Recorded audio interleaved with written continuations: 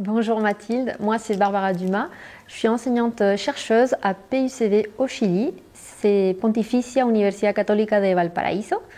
Également, je suis chercheuse associée du LabSTIC à l'ENIB. Je suis venue en France dans le cadre de 2 projets. Le premier, c'est le projet COIL. Donc, c'est un projet où on fait des séances d'enseignement collaboratives entre les 2 écoles. C'est-à-dire, nous avons des étudiants de chaque côté, des enseignants de chaque côté. Et donc l'idée est de partager des séances communes dans lesquelles les élèves vont interagir entre eux afin de trouver des solutions et de comprendre les sujets qu'on essaye de leur faire apprendre. Le deuxième projet, c'est un projet justement d'enseignement et de recherche lancé par l'ENIB pour des enseignants et chercheurs invités. Dans le cadre de ce projet-là, ça sera plutôt de la recherche que je vais faire avec les enseignants-chercheurs basée sur l'amplification optique. Concrètement, comment se passe la formation ?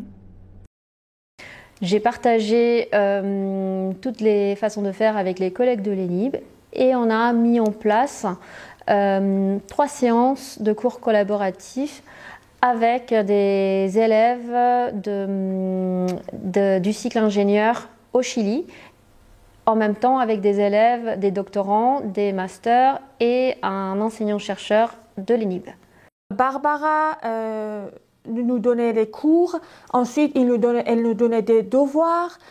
Nous, on avait un groupe WhatsApp avec 3 autres étudiants chiliens et ensuite on essayait de faire le devoir ensemble avant la séance suivante et ensuite on présentait le devoir à Barbara.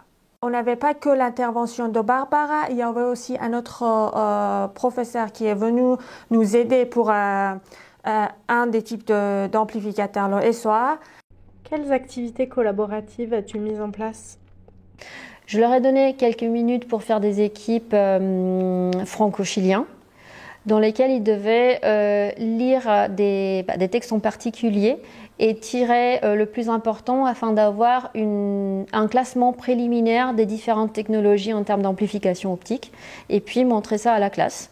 Ensuite, j'ai mis en place une autre activité dans laquelle chaque groupe qui faisait différents types de dispositifs, ils devaient partager leur expérience entre eux.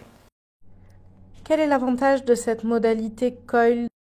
Ils doivent vraiment interagir entre eux. Donc déjà, les cours se font en anglais, sachant qu'au Chili, on est hispanophone et en France, francophone.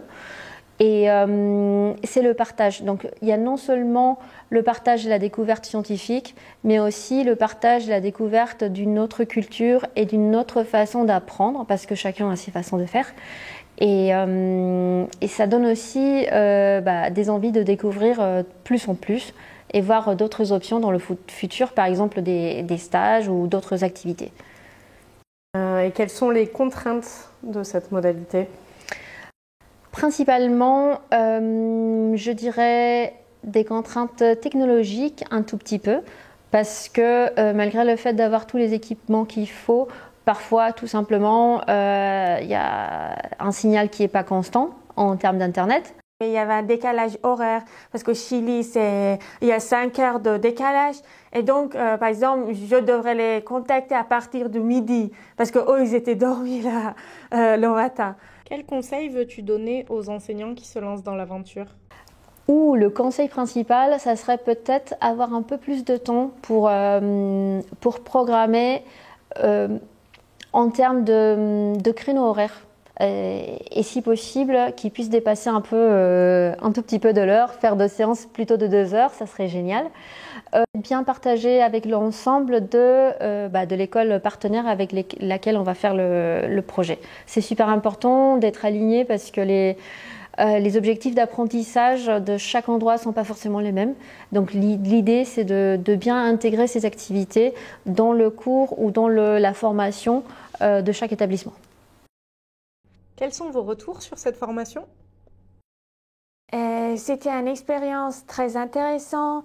J'ai trouvé les étudiants chiliens très motivés. Pour la première fois, je pouvais vraiment être en lien avec les futurs ingénieurs dans un autre pays très loin et je pourrais expérimenter leur point de vue. Para mí las clases colaborativas con ENIP fueron muy innovadoras, importantes e enriquecedoras debido a que es una experiencia que nunca antes se había brindado en mi universidad. El alcance del idioma no fue impedimento para el entendimiento de la materia y por ende fue súper enriquecedor poder compartir conocimientos con los alumnos de posgrado de esa escuela junto con nosotros en el curso de comunicaciones. Por ende estoy súper agradecido por la oportunidad que me han brindado y gracias por hacer que mis conocimientos se nutran cada día más. Ça s'est très bien passé et je trouve que je suis étonnée des bons résultats parce qu'ils ont beaucoup interagi entre eux. Je pense que c'était vraiment utile d'apprendre en même temps de plusieurs chercheurs scientifiques. Ouais. Un mot pour la fin? Déjà de vous remercier à l'ENIP de m'avoir accueilli et de bien avoir voulu accepter cette idée de projet collaboratif.